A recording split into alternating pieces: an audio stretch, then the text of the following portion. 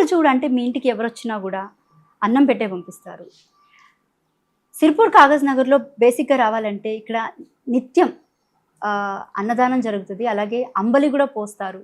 అంటే ఇంత చారిటీ చేయడానికి మీకు అసలు ఎక్కడి నుంచి సార్, అంటే ఇంత ఓపిక ఎలా వచ్చింది ఫస్ట్ మీకు?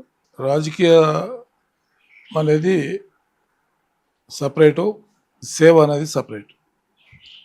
దీంట్లో రాజకీయంలో ఉన్నాం కాబట్టి ప్రజలకి ఏం అవసరం ఉంది, ప్రజలకి ఏం చేస్తే బాగుంటుంది, ప్రజలకి ఏ రకంగా సేవ చేయాలని ఆలోచన. ప్రభుత్వ పరం నుంచి వచ్చే పథకాలు ఒకటైతే మా నుండి మేము ఈ ప్రాంత ప్రజలకి ఏం చేయగలుగుతామని చెప్పి ఆలోచన చేసి మేము కొన్ని విషయాల్లో ముందుకు పోతా ఉన్నాం. ప్రజలకి ఇబ్బంది ఏ విషయంలో ఉందని ఆలోచన చేసి మేము చేసే ఈ సేవా కార్యక్రమాలు. అన్నిటికంటే మొట్టమొదటిగా సూదర ప్రాంతాల నుంచి వస్తూ ఉంటారు మా దగ్గర. మా నియోజకవర్గం 100 కిలోమీటర్ల పొడుగు, 80 కిలోమీటర్ల అడ్డం ఉంటుంది. ఎక్కడో బెజ్జూరు, దైగాం, చింతల మనపల్లి ఈ మండలాల నుంచి ప్రజలు నిత్యం కాగజ్నగర్కి వస్తూ ఉంటారు. వాళ్ళకు కొన్ని పనుల మీద వస్తూ ఉంటారు. వచ్చినప్పుడు వాళ్ళకు ఒక పూట భోజనం అందించాలి. వాళ్ళు తిరిగి వెళ్ళేటప్పుడు చాలా పొద్దుపోతుంది అందరికీ. వాళ్ళకు ఒక పూట భోజనం పెడితే బాగుంటుందని ఆలోచన చేసి ఈ అన్నదాన కార్యక్రమం ప్రారంభం చేశాము. దాంట్లో కొంతమంది దాతలు సహకరిస్తూ ఉన్నారు, కొంత మేము మా జేబు నుంచి పెట్టుకుంటా ఉన్నాం. మొత్తానికి ప్రజలకైతే ఒక పూట భోజనం అందించే కార్యక్రమం నిత్యం చేస్తూ ఉన్నాం. సరే, అంబలి అంటే అది ఎండాకాలం ఒకటే పోస్తాం, 2-3 నెలలు ఉంటుంది ఆ కార్యక్రమం. దాదాపు 10-15 సంవత్సరాల నుంచి అమలు పోస్తూ ఉన్నాం. కానీ మధ్యలో కరోనా వచ్చిన తర్వాత ఒక 3 సంవత్సరాలు బంద్ చేసాము, మళ్ళీ తిరిగి ప్రారంభించాము. అది నిత్యం జరిగే కార్యక్రమం. ఈ సేవా కార్యక్రమాలు నడుస్తూనే ఉంటాయి. ఇది కాకుండా విద్యాపరంగా కొంత పని చేయాలనే ఉద్దేశంతో మేము కొన్ని కార్యక్రమాలు తీసుకున్నాం. ఇక్కడ ఇంటర్మీడియట్ కాలేజీల్లో పిల్లలు ప్రొద్దున ఎక్కడి నుంచో వస్తారు కాలేజీకి, మళ్ళీ వాళ్ళు తిరిగి ఇంటికి వెళ్ళేప్పటికీ వాళ్ళకి ఆకలి అవుతుంది, ఇబ్బంది అవుతుంది. కొద్దిమంది పిల్లలు ఆకలి అయ్యి మధ్యాహ్నం కాలేజీ ఎగ్గొట్టి ఇంటికి వెళ్ళిపోతూ ఉన్నారు. సరిగ్గా చదువు కొనసాగట్లేదు, రిజల్ట్ ఉత్తీర్ణత శాతం కూడా తక్కువ వస్తూ ఉంది. అప్పుడు మేము ఆలోచించి ఒక పూట భోజనం పెడితే బాగుంటుందని ఆలోచనతో 4 నెలల పాటు మేము భోజనం పెడతా ఉన్నాం.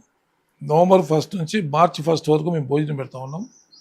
దానివల్ల పిల్లలు 5 గంటల వరకు కాలేజీలో ఉంటూ ఉన్నారు.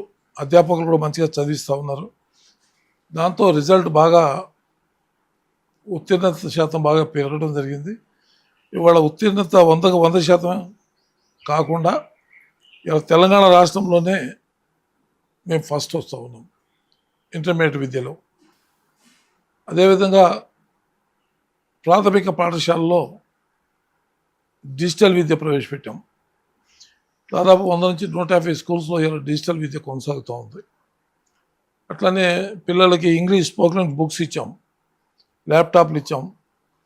ఇవాళ సలుగుపల్లి, బెజ్జూరు, కుట్లమన్పల్లి ఈ గ్రామాల్లో కంప్యూటర్ విద్య పిల్లలకు అందుబాటులోకి తెచ్చాం. కంప్యూటర్లో చేతనా ఫౌండేషన్ వారి సహకారంతో కంప్యూటర్లో ఏర్పాటు చేసి ఆ పిల్లలకి కంప్యూటర్ విద్య కూడా అందిస్తూ ఉన్నాం. ఈ రకంగా మాకు వీలైనంత వరకు ప్రజలతో మమేకం, వారి సమస్యలు ఏమున్నాయి, మనం ఏం చేయగలుగుతామని ఆలోచన చేసి చేస్తూ పోతూ ఉన్నాం. రైట్. మీరు ఎమ్మెల్యేగా ఉన్నప్పుడు సిర్పూర్ కాగజ్ నగర్లో మీరు చేసినటువంటి డెవలప్మెంట్స్ ఏంటి సార్? సిర్పూర్ కాగజ్ నగర్ మున్సిపాలిటీకి మేము మంచినీటి కొరత లేకుండా చేసాము, కరెంటు సమస్య లేకుండా చేసాము. డ్రైనేజీలు ఎప్పుడో కట్టిన డ్రైనేజీలు కూలిపోతే దాదాపు 35 కోట్ల రూపాయలతో డ్రైనేజీలు కానీ రోడ్లు కానీ నిర్మాణం చేసాము. ఫ్లైఓవర్ కంప్లీట్ చేసాము. ఎల్లగౌడ తోటలో 100 పడకల ఆసుపత్రి మంజూరు చేయటమే కాకుండా డయాలసిస్ సెంటర్ కూడా ఏర్పాటు చేసాం. ఇవన్నీ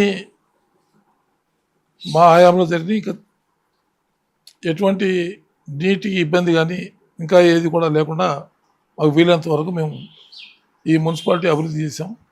దాంతోపాటు ఎస్పీఎం మూతపడితే ఆ ఎస్పీఎంని తిరిగి తెరిపించగలిగాం. ఇవాళ ఎస్పీఎం తెరిపించగలిగామంటే అది మాతోనే సాధ్యమైంది. గతంలో సరస్వతికి మూతపడితే ఆనాడు ఉన్న పాలకులు ఎవరు కూడా దాన్ని పట్టించుకోలేదు.